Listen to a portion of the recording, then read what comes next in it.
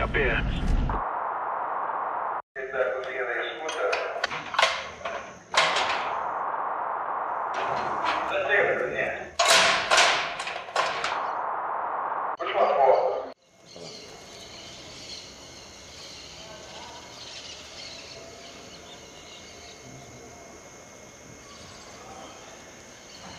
Meu nome é Marco Antônio Mota Amaral e tem quase 6 anos que eu sou agente de segurança penitenciária. Meu nome é Caio Sérgio Lopes, sou agente penitenciário já há 18 anos. Meu nome é Cosmo, comecei no sistema prisional no dia 5 de março de 2001. Maria de Fátima, eu tenho 13 anos. Caminhando entre 8 a 9 anos já. Meu nome é José Carlos de Souza, entrei no sistema em 1979. Meu nome é Juliano Augusto Neves, 4 anos que eu faço parte do sistema prisional. Meu nome é Roland Lana, tenho 17 anos no sistema. Estamos vencendo.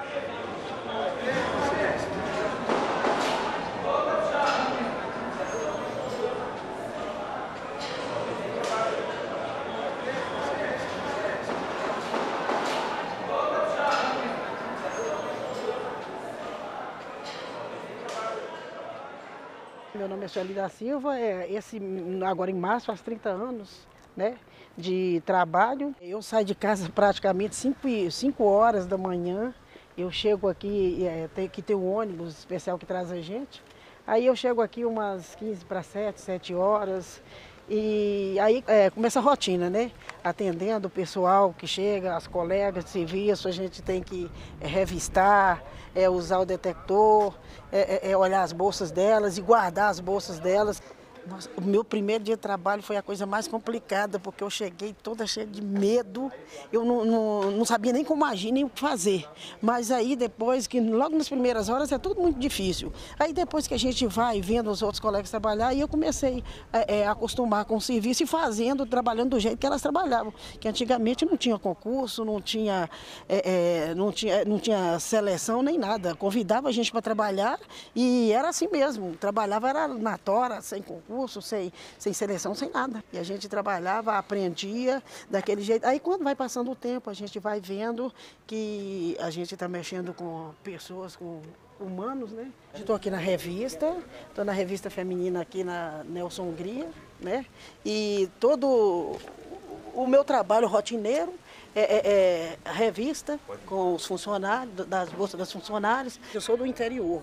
Então eu vim de lá do interior com o intuito de conseguir um trabalho aqui em Belo Horizonte, mas eu nunca imaginei nem passar na porta de uma cadeia. E foi uma coisa assim muito, sabe, você trabalhar cuidando de gente, mexendo com preso, é um impacto muito grande. Logo de cara que você chega, você fica pensando, como é que eu vou fazer? Eu saí de casa de qualquer jeito para vir para cá. Então, eu nunca imaginei trabalhar num lugar desse. E quando eu falei com minha mãe que eu estava trabalhando numa cadeia, ela falou, não imaginei nunca que você fosse parar dentro de uma cadeia. E levou até o caso na brincadeira. Uma loucura. Minha família era contra, minha mãe falava que eu não tinha estudado para aquilo, que eu tinha que procurar outra coisa. Mas assim, eu sempre fui muito firme no que eu falava. Eles tinham que aceitar, como qualquer emprego corre risco, e aqui não seria diferente. Né? Mas assim, aí quando eu comecei a entrar mesmo, eles viram que não tinha isso, aí eles foram absorvendo a ideia. Hoje minha mãe apoia, ela acha super bacana, ela acha que eu estou no lugar certo. O interessante é o seguinte, a gente nunca pensa em trabalhar numa penitenciária. No meu caso, desde menino, ouvia falando na penitenciária de Neves, então comentários que existia, que era uma penitenciária subterrânea e coisa e tal, então eu achava aquilo um horror. Mas nunca poderia pensar que eu viesse a trabalhar nessa penitenciária. Vou falar que no primeiro dia, no primeiro contato, não foi estranho não, porque eu vi um preso andando na galeria sozinho, eu não sabia que tinha o faxina que fica solto. Então eu imaginava que aquele preso estava solto ali porque ele conseguiu abrir a porta e tal. Então o primeiro contato foi assim, por que esse preso está solto? Será que ele vai vir até mim? Eu estava sozinho. Aí conversando, sempre procurei as pessoas mais velhas para espelhar, as pessoas que eu via que trabalhavam bem. Aí eu fui entendendo logo no primeiro dia como é que funcionava o presídio. Quando eu cheguei a primeira vez que eu passei na prova, que eu vim pela primeira vez aqui, eu não sabia, eu nunca tinha entrado numa delegacia. E isso não tinha o menor treinamento, deram vamos dizer assim, uma repassada com a gente só, mas nenhum tipo de treinamento, assim, apropriado, né? Eu vou ser sincero, que para quem chega a primeira vez aqui e vê essa frente da unidade, qualquer não tem aquele que não treme, que não tenha um pouco de receio, um pouco de medo. porque a gente não sabe o que está aqui por trás desses muros. Para quem não conhece, né? E entrei dessa forma, minhas pernas tremiam. Eu falei assim, eu não sei se eu vou ter coragem de trabalhar. E como teve um cunhado meu que foi aprovado junto comigo que não ficou. Não quis nem entrar, daquele muro nem passou. Porque eu não entro aqui não, não foi embora. Vou dar as costas e foi embora. Chegou a viatura de Unai, deixa um secretário aí que até... Tudo começou aqui. Sistema penitenciário mineiro começou aqui. É interessante. Em 1941, eu mudei para Neves. Por que isso? Eu tinha 5 anos de idade. Vim com meu pai, com minha mãe, que meu pai veio destacado para trabalhar como militar na penitenciária, que na época era Penitenciária Agrícola de Neves, chamava Penitenciária Agrícola de Neves, a famosa PAN. E a gente acompanhou, morei no município, lá embaixo, não morava nem nessas casas ainda, porque isso aqui não era destinado para militar ainda. Isso aqui era só para altos funcionários da penitenciária na época. Entendeu? Então, isso aqui era o luxo do município. Era onde tinha luz, era onde tinha água, o município todo era desprovido dessas coisas. Era assim, o Neves era mato mesmo, mato mesmo. Quando nós chegamos, falou assim, nós estamos na Praça de Neves, nós estávamos entrando dentro de um matagal. Vimos uma meia dúzia de casa ali no centrinho ali, o resto era mato para todo lado. O que tinha em Neves? A penitenciária. O resto era fazenda. Onde é que tem cinema? Os meninos, vamos assistir cinema? Vamos. Aonde? Dentro da penitenciária. Então a gente conhecia a penitenciária. Eu com 7 anos de idade conhecia a penitenciária toda a criançada que morava aí para baixo, né? Filho de funcionário, filho de militar, filho de fazendeiro, os meninos que moravam na cidade, todo mundo assistia cinema aí dentro. Até 48 foi assim. Teatro, futebol, festa junina. Né? Todo dia 28 de junho tinha festa junina dentro da penitenciária, que era aberta à população. A única coisa que não se bebia dentro da penitenciária era o quentão, que tinha álcool. Mas o resto tinha tudo. Até 48. 48 continuou as festas e tal, mas o cinema acabou. Por quê? Porque em 48 teve uma rebelião. Quando eu comecei no José Maria Alquimim, que é a penitenciária mais velha do estado, eles me contam as histórias lá que na época eles laçavam o agente penitenciário, passavam o cara na porta, você quer virar agente? O agente penitenciário lá trabalhava praticamente com as mãos. Não tinha algema, não tinha tonfa, não tinha procedimento. E na época também dizem que o salário do agente penitenciário era maior que o da PM. E lá na Zé Maria de Alquimim tem essas histórias. O preso ele ficava solto no pátio.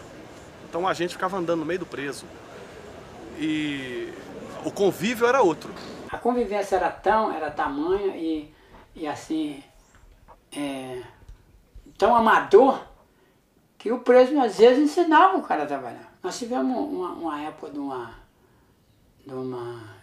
greve aí, que o diretor pôs preso para tomar conta das grades. Naquela época a gente entrava dentro da unidade prisional às 7 horas da manhã e saía só no outro dia às 7 horas da manhã. E sem poder, às vezes, sair para comprar um cigarro. Todo mundo tinha um pacotinho de fumo trevo no armário para uma emergência.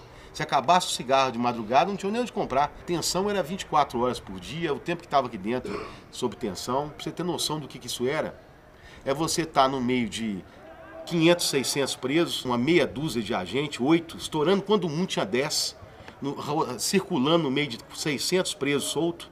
Você soltava o preso, né, ia passando por você, de repente você vê aquele mundo de preso, né, dentro de uma quadra. Eu entrava numa quadra no meio de vários presos. Tinha dia que você olhava assim e falava, pô, hoje eu não vou entrar aí não. Às vezes você via gente conhecida do bairro ali, entendeu? E entrava, às vezes eles pediam alguma coisa, né, às vezes pelo fato de estar com um rádio, o pessoal achava assim, ó, deve ser alguma coisa. Se me pega ali como refém, né, então é complicado. Quando eu entrei para cá, a visitação era feita lá na frente, né? Na frente do prédio administrativo. Depois passaram para cá, pro campo. E tinha finais de semana aqui, que num sábado, costumava entrar 1000 visitantes, 1100 visitantes. Na verdade não tinha um controle igual tem hoje, né? o controle de cadastro. Naquela época entrava 30, 40 pessoas para visitar o mesmo preso. Você entrava dentro da penitenciária, você não sabia distinguir quem era funcionário, quem era preso. Era guarda, teve época que chamou guarda, chamou inspetor, chamou reeducando, o reeducador era o preso, reeducador, teve diversos nomes, até chegar em agente penitenciário. Eu sou da época do monitor prisional, do monitor passou para guarda penitenciário, do guarda penitenciário passou para agente penitenciário, aí depois passou para agente, agora tornou-se agente de segurança penitenciária. A missão do sistema prisional é receber um camarada com algum, digamos, alguma coisa ali que alterou o seu ego, o seu superego, o cara partiu para o cometimento do crime, ele não parou como nós que somos cidadãos de bem, que entende que eu não posso fazer, o cara entendeu o que ele pode fazer, ele fez. Agora nós temos, a missão da agente penitenciária é participar na reconstrução do ego de um homem, da personalidade do homem. Às vezes a sociedade não consegue entender isso. O preso nos enxerga como polícia também. Então quando ele se vai contra o sistema prisional, ele entende que ele está lutando contra a polícia em si, e que não é a polícia. Um agente vê lá de baixo. Então ele conhece o sistema num todo. Por exemplo, você traz um coronel para vir dirigir a penitenciária. O coronel vem para cá, às vezes assim com grande conhecimento de militarismo, de disciplina, impõe uma condição, mas não tem conhecimento nenhum da penitenciária. Não sabe nada de como lidar com a civil. Isso, às vezes, causa um contratempo para a administração. Parece que tem gente no sistema hoje que está trabalhando para isso, para melhorar o agente como gente, não como o guarda. E isso demora mais tempo essa virada do que aquela de transformar a coisa na base da disciplina, na base da força. O agente hoje é uma entidade, para se dizer que a entidade do agente penitenciário. O ditado, né? Uma vez agente, sempre agente. O agente penitenciário, ele é um profissional multidisciplinar por essência, né? A gente é um pouco psicólogo, a gente é um pouco médico, a gente é um pouco enfermeiro, um pouco policial também. Às vezes a gente tem que agir com o uso devido e legal da força para poder conter determinadas situações. O principal mesmo é conversa. A gente conversa muito dentro dos presídios, conversa para tentar chegar, às vezes, a algum objetivo, descobrir algum plano de fuga, descobrir se tem algum telefone celular dentro de uma cela, e conversa também porque os presos às vezes procuram a gente como única pessoa, né? Você está ajudando uma pessoa que cometeu um delito e está ali necessitando. Muitas vezes eles não precisam de nada, só de alguém para conversar. Eles só querem que a gente converse, dê atenção. Sempre quando eles chegam para lá, né, entra em pânico. É um desespero danado, é uma depressão. E quando eu estava na área de saúde, eu gostava muito de conversar, era como se eu fosse um psicólogo. É o que eles falavam que eu era psicólogo, porque eu conversava com todo mundo, né? Eu falava, você não precisa do medicamento, você precisa ter calma, ter tranquilidade, ter pensado antes de vir para cá. Agora você vê e você segura. Porque nós não somos obrigados assim, a cumprir pena para você, não. E falar mesmo assim com eles, sabe? E eles me respeitam demais da conta. Quando eles estão lá de fora, cada um me chama de um lado. E eles falam assim, pô, quando a senhora estava aqui dentro era tão bom, ajudava tanto a gente. E a gente se sente muito bem, assim, sabe? É muito bom, é uma alegria. Sabe?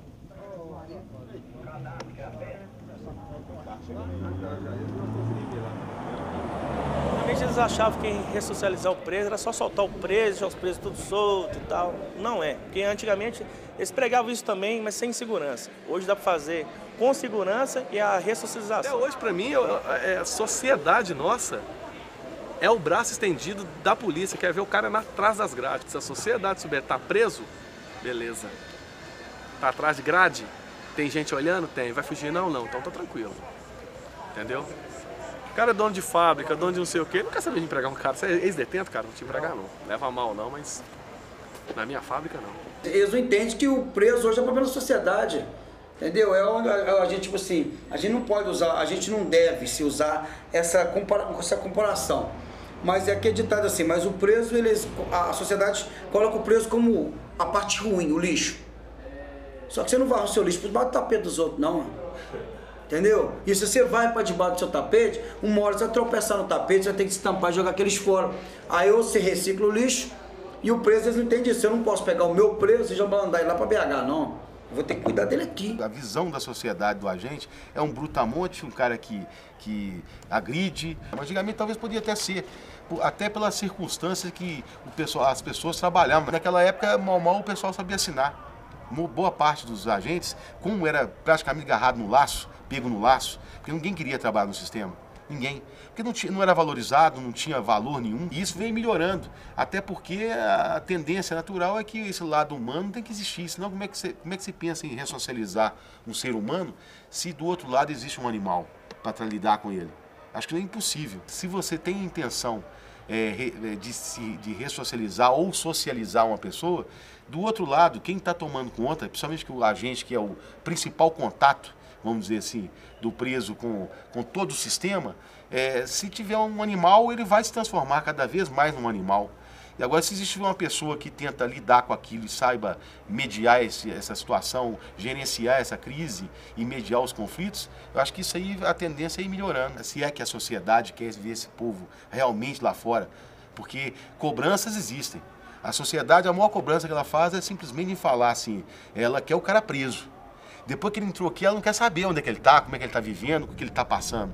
Quer dizer, é muito fácil se prender, encarcerar uma pessoa, se cobrar a justiça, o encarceramento do cidadão, do ser humano, e esquecer que o tratamento que tem que ser dado a ele ali, se não for um tratamento pelo menos razoável, ele não vai retornar.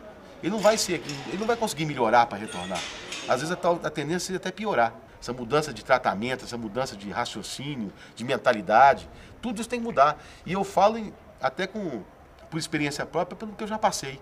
Eu já fui o cara que, em certos momentos, fui obrigado a usar de violência, porque naquela época exigia isso. Mas eu venho me transformando junto com todos.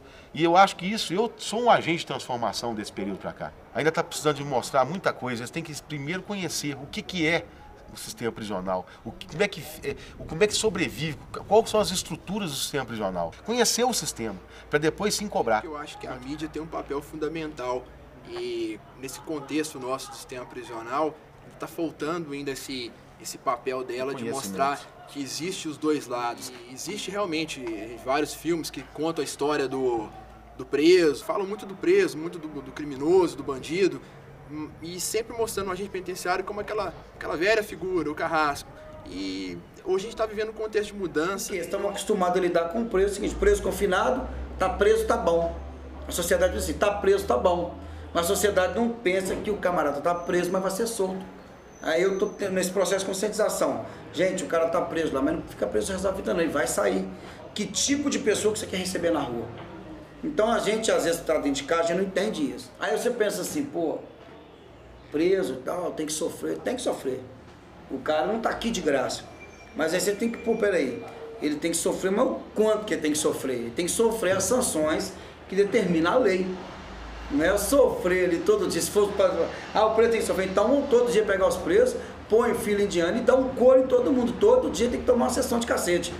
Aí o preso, tipo assim, se isso regenerasse, a gente não tinha um índice de criminalidade só aumentando, a gente é da época que o pai cortava o fio no couro, era com espada de São Jorge. Se couro consertasse, não tinha criminalidade, que antigamente o couro comia e não melhorou nada, só aumentou. Né? Quando eu comecei no sócio educativo, a primeira coisa que me passaram foi um bastão, que inclusive se encontra ali, todos trabalhávamos com uns bastão desse. Para mim, isso era um confronto com os adolescentes. Era um confronto porque a partir do momento que o adolescente chegava na unidade, poxa, você ia fazer a acolhida dele com o bastão na mão. Então, nada mais do que um confronto. Se não me respeitar, couro come. Entendeu? Infelizmente, o pensamento nosso na época era esse. Com o passar do tempo, foram mudando os gestores, entendeu? Foram mudando técnicos, equipe técnica, foram chegando mais pessoas com outras ideias. E nós fomos aprendendo que o sócio educativo Por mais que os adolescentes em conflito com a lei, eles não tinham limite, nós começamos a colocar o limite deles, mas sem o bastão, entendeu? Começamos a utilizar a caneta, pedaço de papel, muito diálogo, porque nós chegamos a ponto que a conversa era o melhor resultado, dava mais resultado para todos nós. Que a gente sempre trabalhou na seguinte situação: o que vigia a cadeia não são armas. Hoje o sistema prisional é um sistema totalmente bem equipado. O sistema prisional hoje, numa dinâmica do que eu comecei, eu sou da época que a gente, para trabalhar na cadeia e ter um bastão, a gente tinha que cortar, pegar um bastão trazido do mato. Cortava, a gente chamava antigamente de mutamba, Chico Doce, era o apelido que se dava ao bastão, porque era realmente um pedaço de pau catado do mato. Cortava-se ali esses cabos de enxada e fazia esse bastão. Hoje não, o sistema prisional é totalmente equipado. Só que a gente entende que não é isso que segura o preso, que vigia o preso é o olho, é o ouvido. A partir do momento que o Estado custodiou o preso, tem que ter uma responsabilidade e tem que tomar conta, tem que cuidar, não interessa. Ele tem que sair daqui melhor do que ele entrou. Eu espero que ele saia. Eu não quero que ele saia daqui pior não, que quem está na rua sou eu. A sociedade vai pagar por isso, mas a gente vai dando um jeito aí devagarzinho, vai tentando melhorar. Eu espero que os agentes pensem igual eu, né? Se não pensar, aí vamos ver o que vai dar. O sistema prisional hoje, ele está muito focado na preocupação com o egresso. Onde a gente fala que é o quê? É preocupar não somente com o cara que chega, mas em redução de criminalidade é o quê? Ela resulta quando eu consigo fazer com que aquele que entrou, ele não volte mais, porque ele vai sair.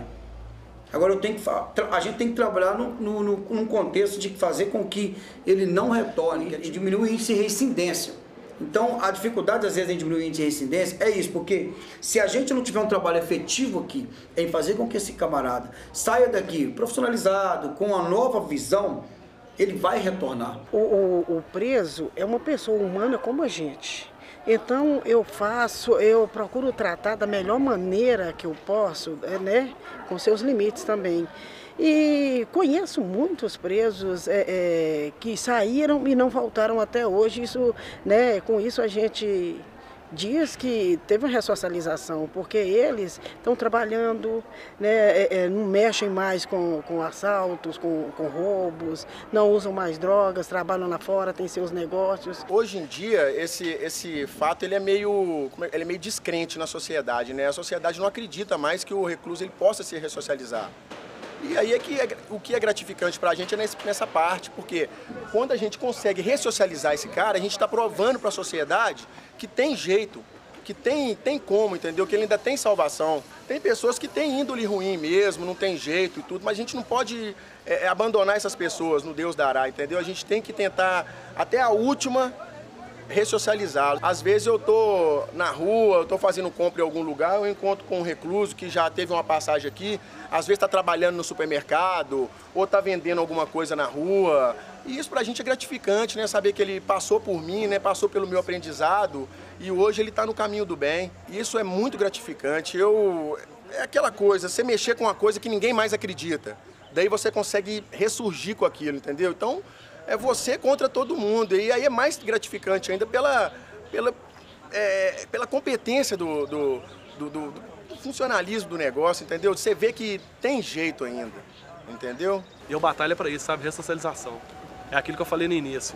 Eu quero que ele saia melhor do que ele entrou, porque se ele sair pior, quem vai sofrer é a gente lá fora, a sociedade mesmo. Ele vai em cima da sociedade. Isso aí é sem sombra de dúvida. A sociedade, ela imagina uma coisa completamente como eu achava, como todos que trabalham no sistema achavam antes de entrar num presídio, né? Nós temos uma outra ideia, nós achamos que é muita agressividade, nós achamos que a sociedade acha que você tem que ser agressivo a todo momento, que você tem que fazer cara de brava a todo momento, e não é bem assim, é um convívio. Então nós temos que lidar com situações de vários, nós temos grávidas, nós temos idosas, nós temos pessoas com doenças crônicas. As pessoas estão reconhecendo, mas quando eu comecei a estudar, eles não sabiam o que era isso. Então eu perguntava, curioso, não, como é que é preso? Não, como é que é lá dentro? Entendeu? Não, acontece isso, acontece aquilo. Um monte de mito, sabe? As pessoas têm mito até hoje, que acontece um monte de atrocidade dentro de cadeia. Não acontece nada. Nada. Nada. Entendeu? As pessoas até hoje têm esse negócio de acho que isso aqui é Carandiru. Para, não existe isso mais não. Acabou isso. Isso não existe. Eu nunca peguei isso. Entendeu? Tem quase 6 anos que eu estou, nunca vi nada disso.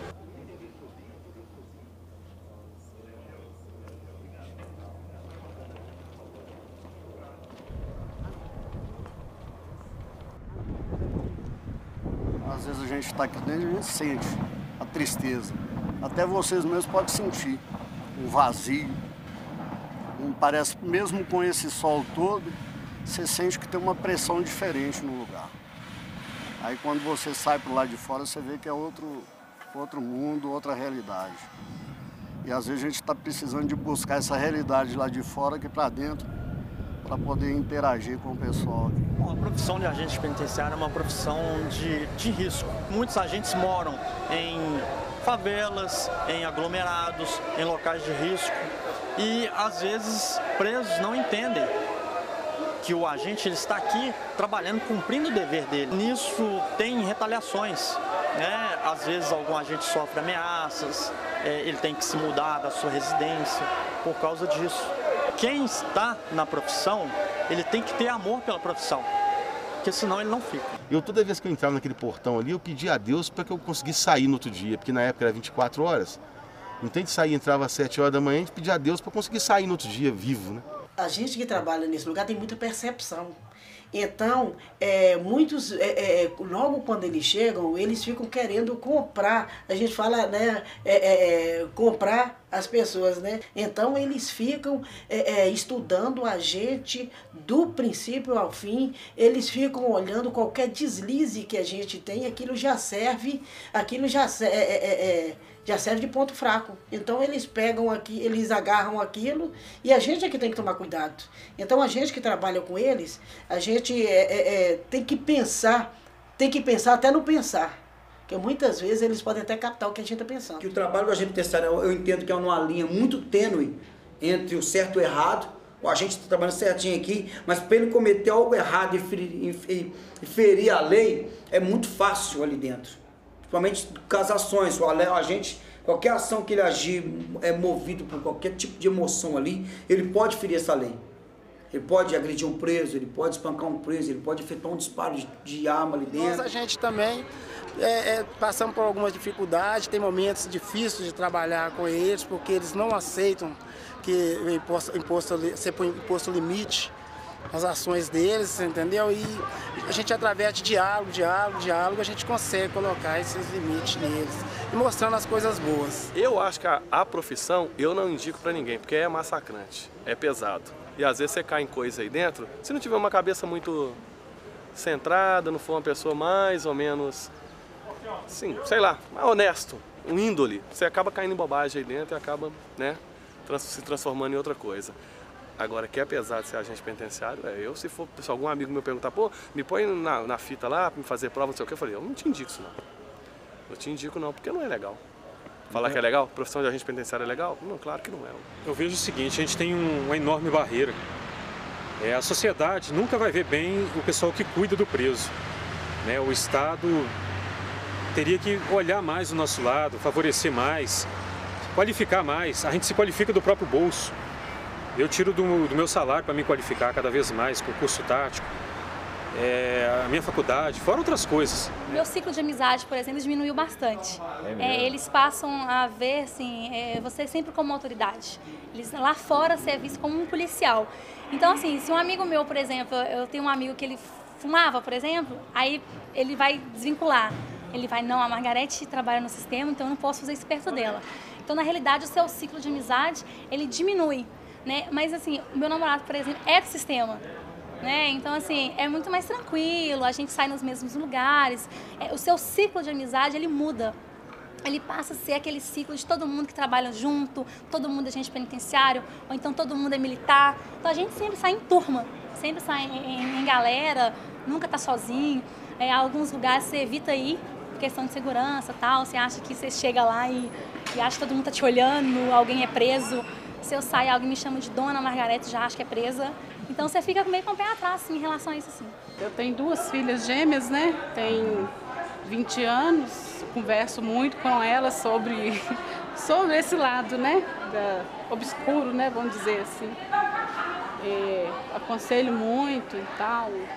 Mãe é fogo, né? Mãe tem muito medo, né?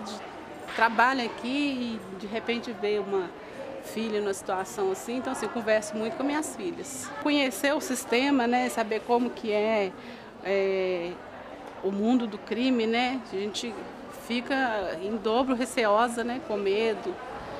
Muito, na rua, né, mesmo, a gente andando, a gente tem medo. Eu acho que é até uma coisa normal, né, por a gente saber como que é, que assim, para bandidagem a vida não tem nenhum valor, né, então, a vida do outro, né, então assim, a gente fica muito receosa mesmo. Porém, me apego muito a isso, eu me sinto 24 horas à disposição do sistema, o rádio está comigo o tempo todo, até em casa, né, eu levo para carregar. Eu me coloco à disposição dos outros diretores, que se acontecer alguma coisa, eu me prontifico a estar indo na unidade mesmo de madrugada, para a princípio conter e programar tudo, para resolver, chegar e resolver. Às vezes, assim, eu ligo para cá, eu estou em casa, eu ligo para saber o que aconteceu com a presa, se ela está bem. A gente teve um incidente que o filho da presa acabou falecendo. Então, assim, por mais que eu não queira me envolver, é um filho que ela perdeu, eu tenho que entender que aquele momento ela vai ficar estressada, que ela vai chorar, que ela vai querer se matar, aquela coisa toda. Então, eu sinto o dever de estar dando atenção. Então, eu fui para casa, aí eu liguei, e aí, como é que a presa está tranquila? É incrível, às vezes eu estou em casa, eu vou atender um telefone, eu já uso como no rádio, né? QAP, QRV, o que é isso? Eu errei aqui, desculpa. Porque você acaba levando um pouco para casa, não tem como. Às vezes você está dirigindo até o carro particular, uma moto, você já tem aquela visão tática o tempo todo, você visa a segurança o tempo todo, tudo você procura montar uma estratégia. É incrível, às vezes entra muito na vida da gente mesmo, pessoal. Tem que separar, não tem outra saída, separar a vida familiar da vida profissional aqui dentro. É uma vida totalmente diferente, é outra ação, é outra maneira de agir. Você tem que ser como se fosse ter uma outra personalidade. A personalidade que eu digo assim no sentido de diferenciar o que é família, o que é o profissional, o lado profissional. Não deixar os problemas familiares afetarem no seu lado profissional aqui dentro, em hipótese nenhuma, no tratamento com o preso, na lida, até mesmo com os funcionários, com os outros funcionários. Teve uma vez, numa certa oportunidade, que eu fiquei 2 semanas sem dormir. Aí eu fui obrigado a procurar um médico. Quando eu cheguei lá, aí meu cabelo começou a cair. Abri vários buracos no cabelo, né? E aí eu fui procurar um psicólogo, né? Ele me indicou para um psiquiatra e eu tive que fazer um tratamento na época, porque eu não conseguia dormir. Porque a vida que estava me agitando tanto que eu chegava lá fora e não dormia, não conseguia dormir. Me dava insônia, eu lembrava das coisas que estavam acontecendo aqui. Depois disso, é que eu comecei a aprender a conviver com essa vida. Porque aí, assim, eu enxerguei que eu não poderia, de forma nenhuma, viver essa vida aqui lá fora. Que se eu continuasse dando uma continuidade dela lá fora, eu não ia sobreviver. Psicologicamente, não tem quem sobreviva. Às vezes, eu procuro deixar que tudo que acontece na unidade aqui, eu não procuro levar para casa e nem trazer os problemas de fora para dentro da unidade. Se a gente for levar tudo que passa aqui, a gente, às vezes, nem quer entrar dentro de casa, porque você vai ter problema com a família, vai ter problema com os vizinhos, então eu procuro. Passei o cartão, deixei o portão para lá, eu procuro deixar os problemas da unidade dentro da unidade e os problemas de fora lá fora. Não procuro trazer para dentro e misturar. Por incrível que pareça, eu consegui tirar o sistema. Quando eu piso do lado de fora, entro dentro do carro para ir embora, eu consegui tirar o sistema de mim. Eu posso conversar, mas sem aflição, sem amargura, sem nada. Olha, a gente evita falar de sistema de cadeia em casa, né? Muito pouco, só se assim, aconteceu alguma coisa comigo, aí eu vou lá e comento, mas muito rápido. A gente evita falar, porque senão você fica 24 horas do seu dia falando de cadeia, cadeia, cadeia, cadeia. Então, fora daqui, a gente se desvincula. Tenta assim, falar o mínimo possível de cadeia. Eu aprendi na vida que você tem que ter uma válvula de escape. Igual eu falei no início, não trazer as coisas ruins que a gente vê. Já presenciei muita morte, muito sangue, né? Princípio de rebeliões. Então vê aquilo, mas procura transformar de outra maneira quando vier para o mundo externo. Eu não quero trazer nada negativo para minha filha, quero que minha filha chegue no fim de semana, no dia a dia dela, divirta e aprenda coisas boas. Você tem que ter uma válvula de escape, ou um lazer, né? Ou um hobby, né? Não ficar preso a um ambiente não. Ouvir uma música, eu procuro passar isso até para as pessoas que me pedem uma opinião. A música é uma terapia muito boa, né? A física, você fazer uma corrida, dedicar à saúde, né? Interagir, reunir com a turma, com a equipe, isso é muito bom.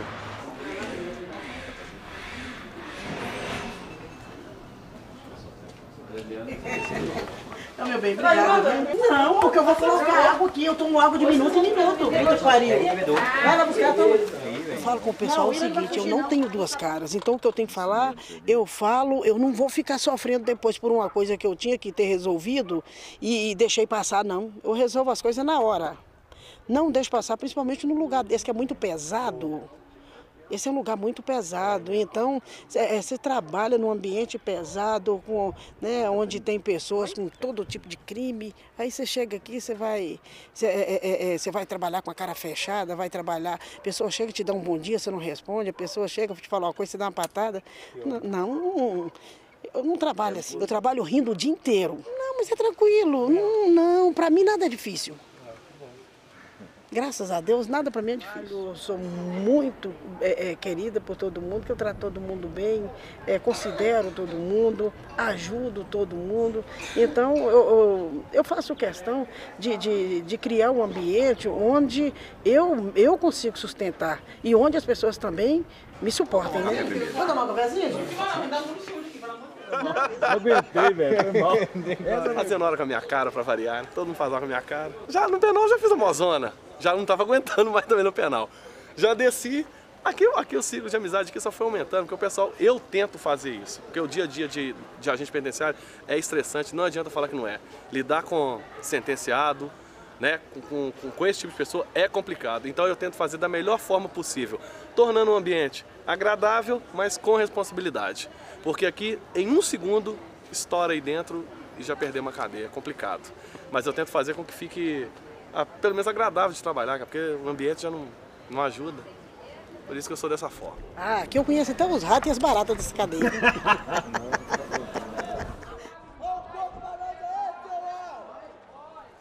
Eu trato o preso, até mesmo gosto de chamar o preso pelo nome, né? Pelo nome. Acho que chamar pelo vulgo não é a forma correta. Chamar, sei lá, pelo crime que cometeu, latrocínio, homicídio, alguma coisa, eu chamo o preso pelo nome. Eu acho assim, o respeito recíproco é muito importante, dar o respeito, receber o respeito. Essa coisa de sim ou não. Se falar assim, ô, sou o Arley, me leva no jurídico? No momento agora não. Posteriormente eu te levo. Você tem aquela confiança que ele fala assim, se eu falar não para ele, ele sabe que na hora que tiver condições de fazer, eu vou fazer. Isso é muito importante, sabe? Falar sim ou não. Se eu falar não, porque ele sabe que realmente eu não vou fazer na hora e não tem condição de fazer. E se falar sim, cumprir. Então acho que quando você dá a palavra para o preso, você tem que realmente cumprir. Você acaba conquistando a carceragem. Essa atenção que você acaba dando para ela é a atenção que segura ela. Ela sabe que eu vejo ela como presa, mas eu vejo ela como pessoa, como ser humano, que chora, que sofre. Então isso é importante. É isso que aumenta o respeito. Ontem, por exemplo, um amigo meu faleceu. Então eu cheguei na unidade muito chateada mesmo. Aí quando eu cheguei na ala, dona Margarete, aconteceu alguma coisa. Aí eu, como assim? Aconteceu alguma coisa, a senhora não está bem. Então elas sentem isso. Né? E da mesma forma que eu sinto, quando eu chego na cela, eu dou bom dia, dou boa tarde, eu sinto se aconteceu alguma coisa na cela. Aí eu pergunto, querem me contar alguma coisa? Aí ela, não, querem me contar alguma coisa. Então, elas contam, porque elas sentem essa confiança. Elas sabem que elas vão contar e que eu vou tentar resolver o problema da melhor maneira possível. O primeiro passo é respeitar o preso. Ele está preso não perdendo a sua dignidade. O que mais o preso preserva é o quê? A família dele.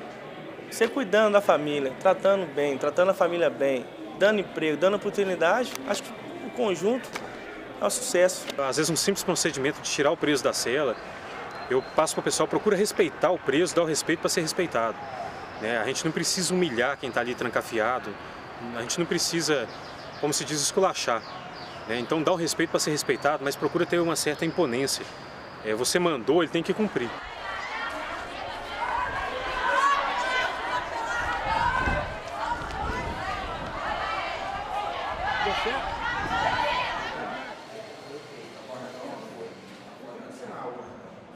São relacionamentos diferentes.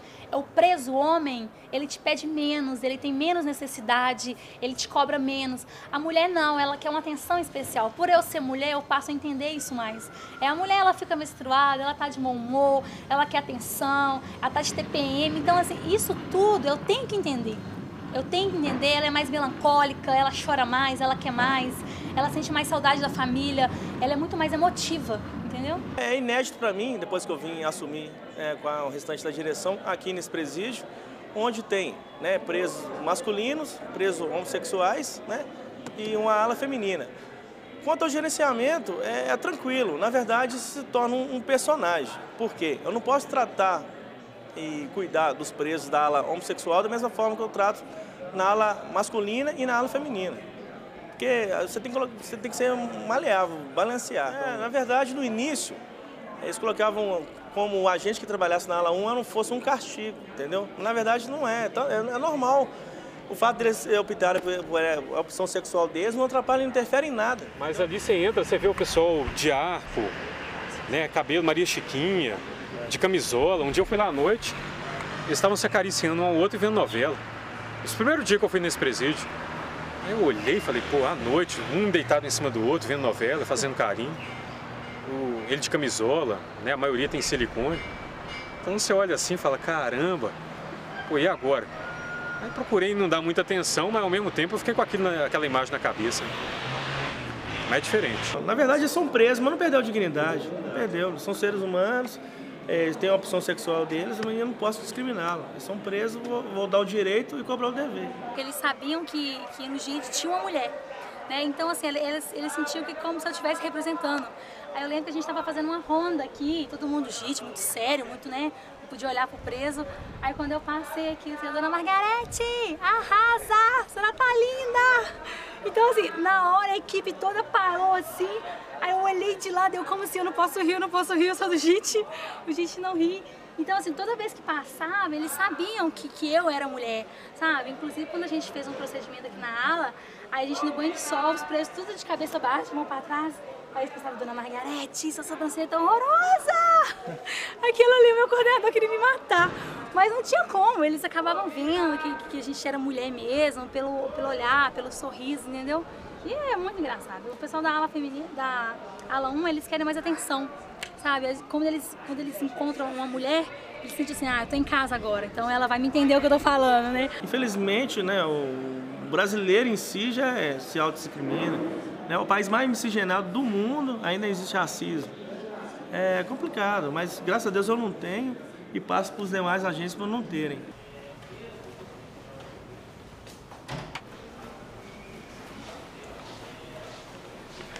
Olha, a situação no Brasil, no mundo inteiro, está muito difícil. O pobre cada vez mais pobre, todo mundo sabe disso. E os governantes, eles não dão muita opção ao pessoal para trabalhar. Eles têm que dar trabalho, eles têm que dar educação. Eles dando trabalho e educação, o pessoal vai correr atrás. Eles vão aprender a dar valor ao que é deles para não ser preciso pegar o que é dos outros, né? Porque se o cara dentro de casa, ele não tem o que comer, o filho que pede um pão, pede um leite, pede comida, ele não tem, qual que é a opção que ele tem? A não ser matar né, para roubar, para sustentar o filho. Grande parte também é culpa de governo. Não é desse governo, culpa de histórias de 20 anos atrás. Véio. Olha, essa mudança é interessante, porque em vez de eu levar daqui lá para dentro do centro socioeducativo, eu trouxe do socioeducativo para fora. Porque eu vi tantos adolescentes sofrendo, entendeu? Tantos adolescentes cheios de esperança, que eles entraram para o mundo do crime.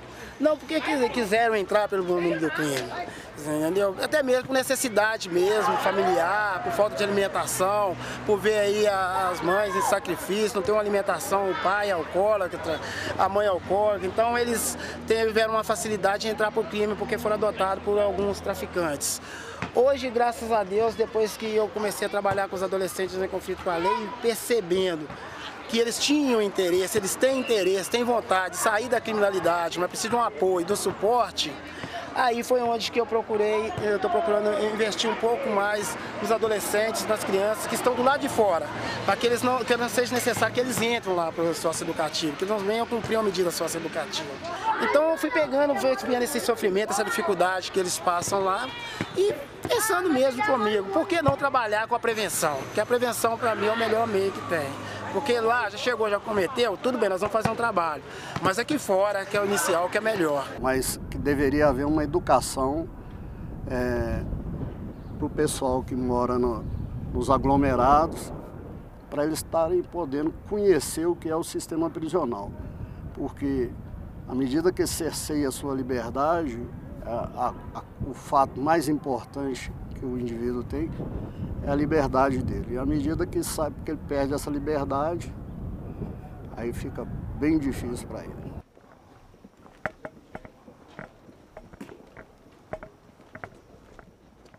Em 79, por exemplo, a gente trabalhava, o preso era mais da área rural. Hoje nós só temos o pessoal da área urbana, né? E antigamente, devido ser pessoal rural, entendeu? Onde a penitenciária, né, que se chamava Penitenciária Agrícola de Neves, onde existia a agricultura, né, a criação de suínos, de bovinos, entendeu? Onde a gente tinha o preso que tomava conta dessa parte, né, que olhava essa parte, trabalhava com esse tipo de trabalho. Hoje, infelizmente, caiu muito a nossa produção, devido a gente estar trabalhando mais com preso da área urbana, né? Aquele que vem praticamente aqui, como diz, reeducar mesmo, começar do zero, né? Mostrar para ele porque nunca fez nada na vida, né? A não ser mexer com droga. Então, hoje se tornou mais difícil trabalhar com preso justamente por isso. Porque hoje você tem que estar implorando para o preso a trabalhar e coisa e tal, explicando para ele que só através do trabalho que ele vai conseguir alguma coisa na vida, né? Através do trabalho e da educação, né? Esse é o problema, porque esse preso é um preso que vinha do interior. Cultura baixa, né? Às vezes sem nenhuma, e chegava aqui, ele se adaptava logo ao sistema, era mais fácil para o guarda impor a disciplina. A penitenciária de Neves era a penitenciária, nessa questão, era a penitenciária mais perigosa para se trabalhar. Porque você não está sabendo com quem você está lidando. Você não tinha nem conhecimento do que era aquela pessoa que estava chegando à penitenciária. E você não podia usar um canivete, nada disso. O guarda era aquele cara que enfrentava o cara a cara. Sempre quando tinha assim sempre que tinha rebelião, eles chegavam e falavam assim, ó, sai fora que o bicho está pegando. Sai fora que hoje o bicho está pegando. Antigamente, lá em Contagem mesmo, a gente trabalhava o dia inteiro com a bolsa no pescoço. Porque era assim, a gente entrava, o alarme tocava e todo mundo corria. Aí, quando ia olhar, tinha matado um, matado dois, e estava virando, se eu olhava, aquele fogão, aquele fumação, voltava. Aí depois, quando parava, tudo que eu falava, gente, ó, 5, pode entrar todo mundo que entrava. Daí a pouco o alarme tocava de novo, voltava, era o dia inteiro correndo. O dia inteiro com a bolsa no pescoço.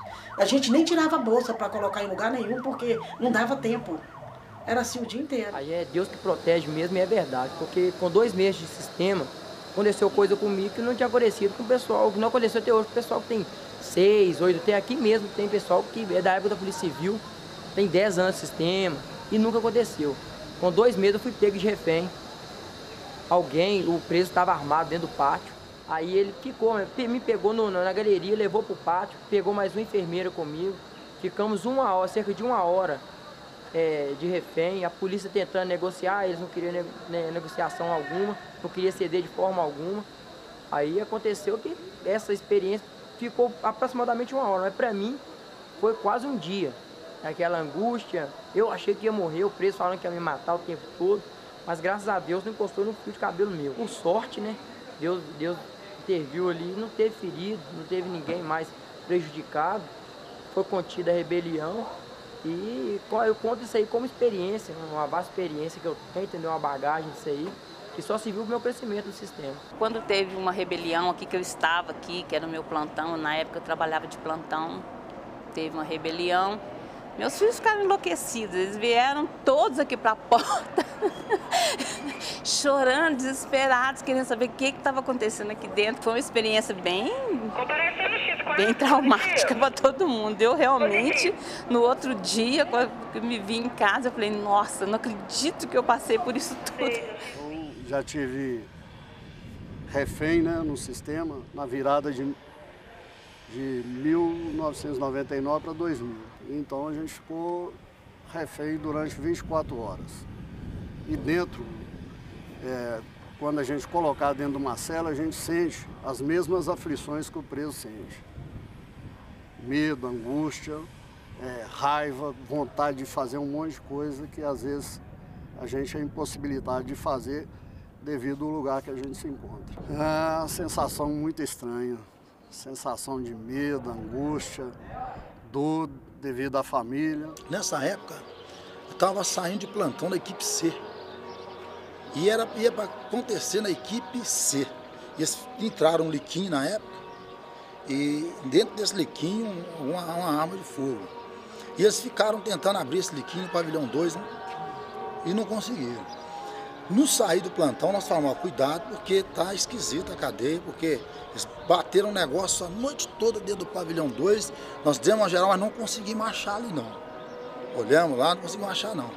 Aí, logo após do plantão, nós saímos do plantão, ou a equipe D, pegando o plantão, o Gilson, colega nosso que até faleceu, eles iam fazer uma escolta no pavilhão 2, quando eles chegaram no pavilhão 2, aí renderam, né?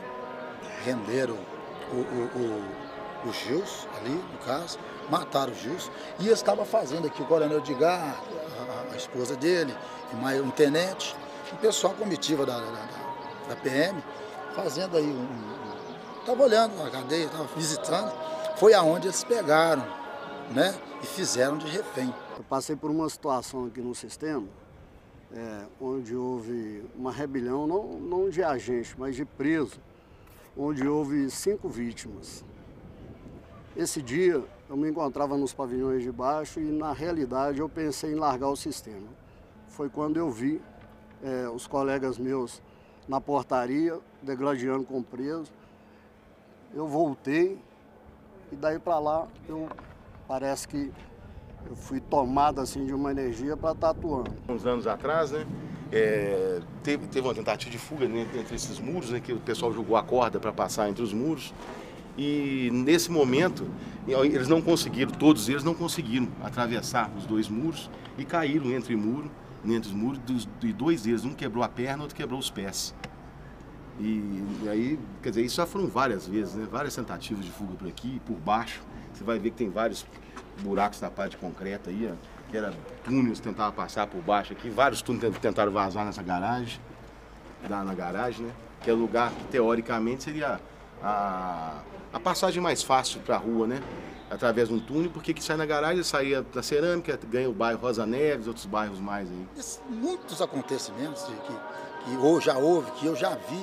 Uma vez eu chegando no pavilhão 2 ali mesmo, e eu não era novato naquela época, chegou um preso perto de mim e falou assim, tem um tatu aí, de túnel, né? Um tatu. Eu era inexperiente na época, não tinha preparação naquela época. Hoje melhorou demais. Naquela época eu até falei com eles, mas tatu, cara, eu não deixa ele fugir não, só me dá aí pra mim. Foi o que aconteceu, né? Aí, então eu falei assim, o tatu, isso é túnel. Aí que eu fui pegar e levar, e eu fui entender. Para mim, a fuga mais bonita da penitenciária foi esse elemento que fez. Hernani Roberto, é o nome do preso, Hernani Roberto. A mulher dele entrava para visita com roupa por baixo, com excesso de roupa, certo? E deixava a roupa de mulher para ele treinar. E ele treinou, vestido, com sapato alto, usando seio postiço e tal. Treinou, preparou para fazer essa fuga. E no dia que ele fugiu, até guardas assobiou para ele, achando que era mulher.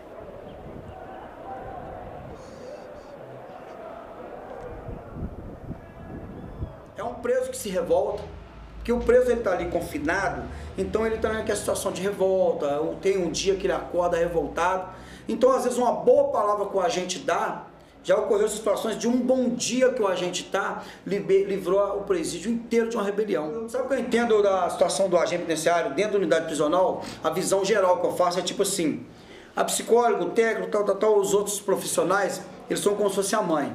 Ele chega e ensina, mas quem disciplina é o pai. Entendeu? E o agente passa essa imagem do pai. O preso, ele vê o agente no corredor, e se ele está tomando uma atitude errada, ele já sabe, opa, eu tenho que parar. Isso está no sangue. Isso é bom demais. Só de saber que você está ajudando uma pessoa e fazendo o seu trabalho, sem prejudicar a outra área, não prejudicando né, o trabalho do agente. Claro que tem que estar sempre, né, caminhando junto com os irmãos aí. Não podemos misturar o lado de pastor com o lado de agente. Nós temos o lado de agente, né, nós trabalhamos, né, com certeza, tem que ser um trabalho bem feito e não misturar, porque pastor é pastor, agente é agente. Então a gente está trabalhando para a ressocialização do preso. Então, o agente e o pastor, né, ressocializar e fazer com que eles um dia possam sair lá fora, né, e entrar na sociedade, entrar legal.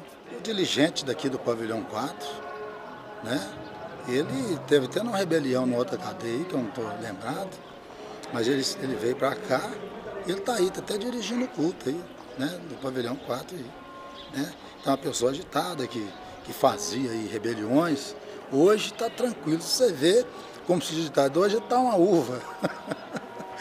Hoje está tranquilo, tá legal, né? Se não fala que é aquele cara agitado, aquele, como se diz, aquele endemoniado, está tranquilo, está bem. Não, isso é a maioria deles, né? Claro que a gente não vamos falar assim 100%, mas de 100% já é uns 80%, né? E com certeza aquele que quer, né, uma mudança de vida, com certeza a gente está aí para fazer isso. Se ele for um agente ressocializador e procurar fazer isso aqui no dia a dia dele, do convívio dele com o preso, até num pedido de: ô seu agente, me arruma um sabão, dá um tempo aí, vou trazer para você agora. Isso aí, ele já está contribuindo em muito, só. E muito, entendeu? Tem como o senhor trazer aí uma toalha aí? Tem, dá um jeito ali, peraí. O papel da gente, enquanto tiver no nosso papel, dá pra fazer, entendeu? Isso aí pro preso é muita coisa. Pra gente não é nada, não. Mas pro preso, muita coisa. O cara tá preso, cara. Preso, complicado isso aí. Um segundo que ele trocar de ideia com o cara ali, capa que eu falo é a grade, tá? A porta, se chama de capa. Você fala assim: bom dia, cara, Deus abençoe seu dia aí. Falou? Falou. Tranquilo. Pra mim já tá... O cara já ganhou o dia dele. Pode ter certeza disso. Ganhou mesmo. Eu já vivenciei isso. Um simples bom dia com a gente penitenciário, passou pela galeria, bom dia, bom dia. O preso se identificou e falou: pô, esse agente é um cara educado. Aí no momento o agente passou, o preso falou uma palavra só com ele só: grade cerrada. Rápido, de cabeça baixa. Porque ele não podia deixar o desprevar. Porque ele pensou assim: eu não posso deixar acontecer algo aqui que vai trazer um prejuízo muito grande. Então, pelo fato desse agente passar, todo dia quando ele assumiu o plantão, ele passava na galeria conferindo as celas, ele chegava na porta da cela para conferir e falava: bom dia, bom dia. O preso falou: pô, esse agente é um agente educado, um cara que trata a gente com humanidade. O preso se sentindo direito: pô, eu não posso deixar acontecer algo ruim no plantão desse agente aqui hoje, porque vai ser sacanagem. Aí o preso, no momento ali, falou assim: ó, grade cerrada. O agente, atento a isso, já comunicou e nós fizemos uma ação. Grade cerrada, que os presos tinham cerrado uma grade para tentar uma fuga, para tentar a rebelião. A grade já estava pronta, já estava cerrada. Como eu tenho 4 filhas mulheres, e a maioria das presas aqui tem mais ou menos a idade das minhas filhas, eu vejo assim que é interessante que mesmo elas sendo presas, elas têm aquelas mesmas coisas de um ser humano normal, né?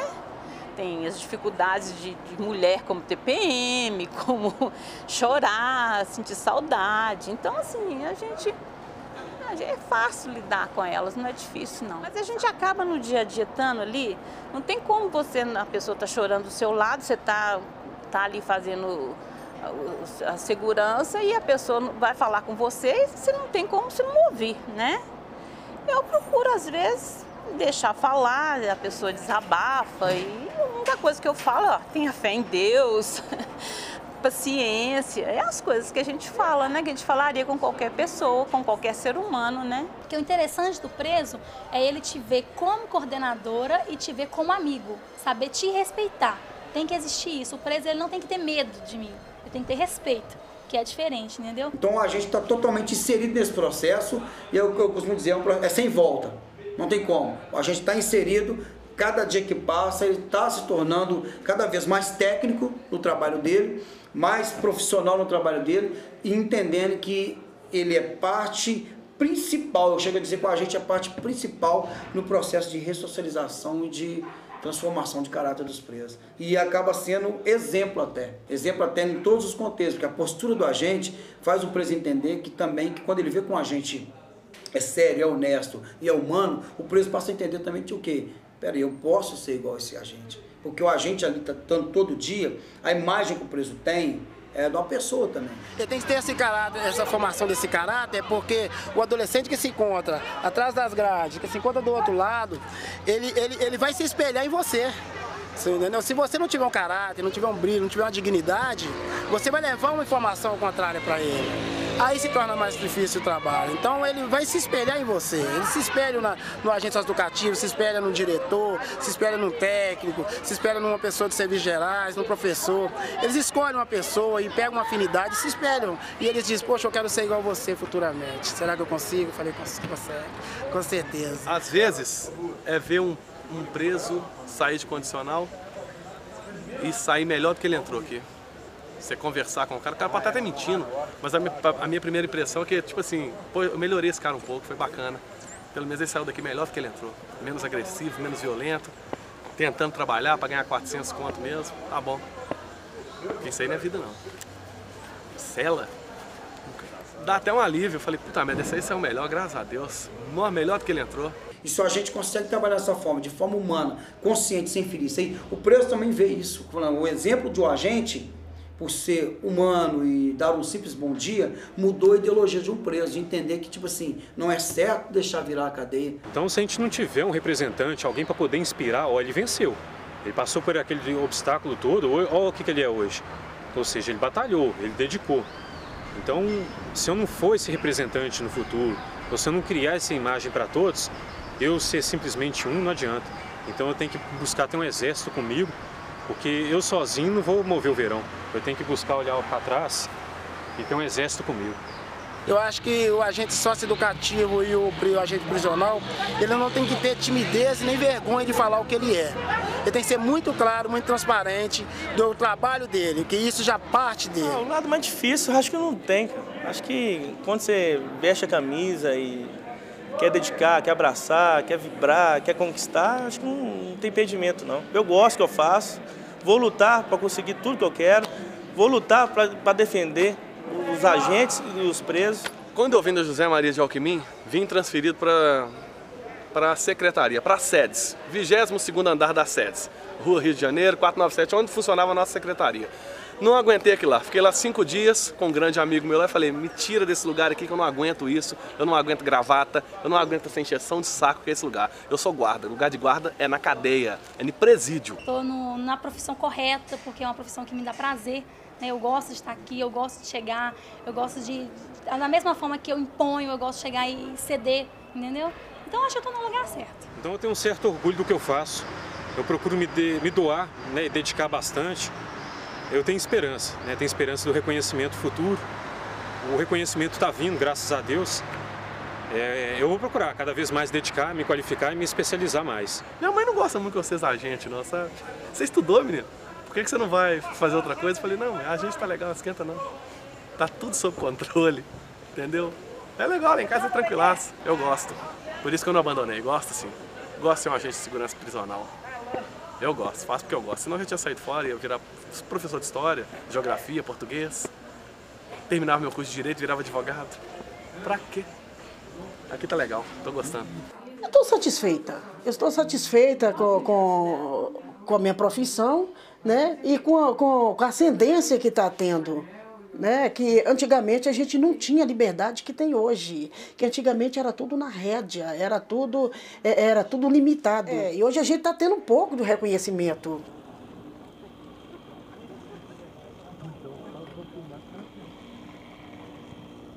A gente é tudo, a gente é assistente social, é psicólogo, é amigo, um agente penitenciário é um personagem, é filme. Agente penitenciário é filme, a verdade é essa. São todos os personagens que você imaginar. Meu nome é Frederico Bradock Bruno Pereira Santos, conhecido mais como Bradock. Até isso o sistema me deu. O nome, o apelido, parece que incorporou mesmo. Às vezes o nome pela agressividade, talvez, cria um certo respeito. E o pessoal só me conhecia como Bradock, não me conhecia pelo meu nome próprio. É até um fato interessante, mas eu me apeguei muito a isso, foi gostoso. Às vezes eu ia em algumas reuniões, no papel estava Parentes Bradock, mas não estava meu nome. Então, às vezes eu recebia fax, recebia algum documento e vinha encaminhar para o Bradock. Então, acho que tudo foi favorecendo mesmo para isso, judicialmente, pelo fato de todo mundo só me conhecer como Bradock, ninguém me conhecia pelo nome mesmo. E eu achei que ficaria mais fácil Bradock mesmo. Me apeguei muito, deu certo. Vou no interior, vou em outras cidades aí do estado, todo mundo, ó, o Bradock, então já cumprimenta, é gostoso. É gostoso o pessoal conhecer a gente dessa maneira. Acabei pedindo para mudar, o juiz entendeu e deu certo. Hoje é Bradock mesmo real. Não, Nicolas Cage é por causa daquele filme 60 segundos. É que eu tava igual que cara. Um amigo meu, amigão meu, viu e falou assim, se parece aquele cara. Eu falei, só parece, né? Porque de salário mesmo não tem nada a ver não, cara.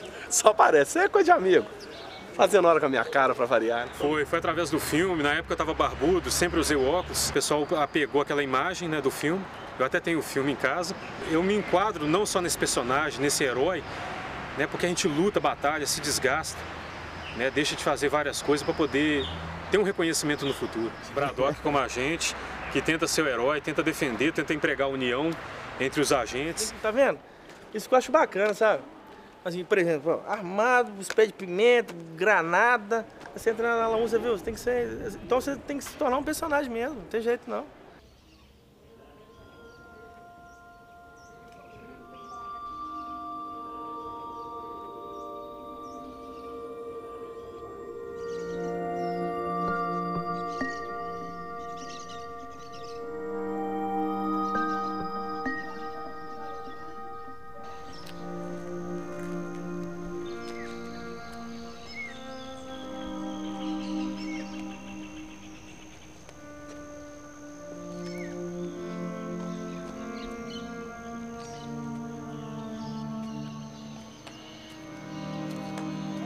Interessante, né? Porque quem praticamente viveu aqui o tempo todo,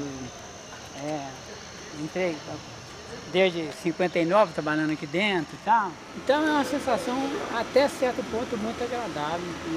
Eu passei já 4 anos que estou afastado, né? Então tem bem tempo que eu não entro aqui, estou achando até muito bonita jardinagem, é muito bonita.